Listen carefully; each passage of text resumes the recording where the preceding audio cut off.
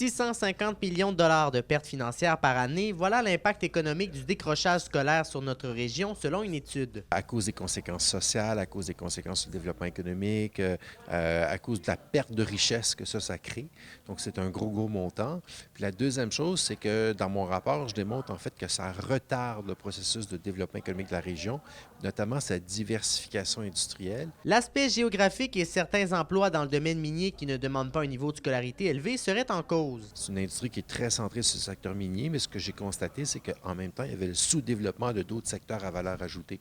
Donc, pour faire cette transformation-là de l'économie, faire une économie qui est plus technologique, plus innovante, qui est plus diversifiée, il va falloir avoir une main-d'œuvre qui est qualifiée. Des chiffres inquiétants pour les acteurs du milieu. La surprise, c'est beaucoup de millions de dollars qu'on ne fait pas en Abitibi-Témiscamingue. Puis comment on fait pour briser ce cycle-là? Là, moi, c'est la question avec laquelle je repars. Là.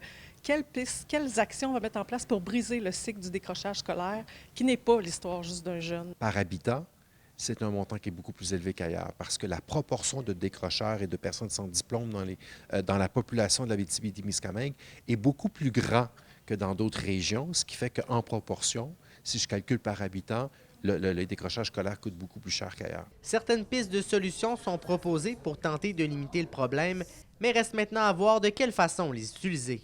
Ce qu'on voulait, c'est avoir le son de cloche des gens qui ne travaillent pas nécessairement de près en persévérance scolaire puis en réussite éducative pour pouvoir avoir les bonnes lignes de communication.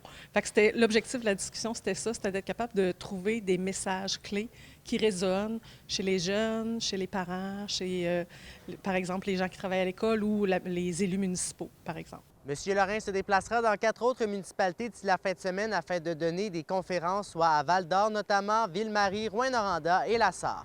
Alexis Dumont, RNC Nouvelles, à Amos.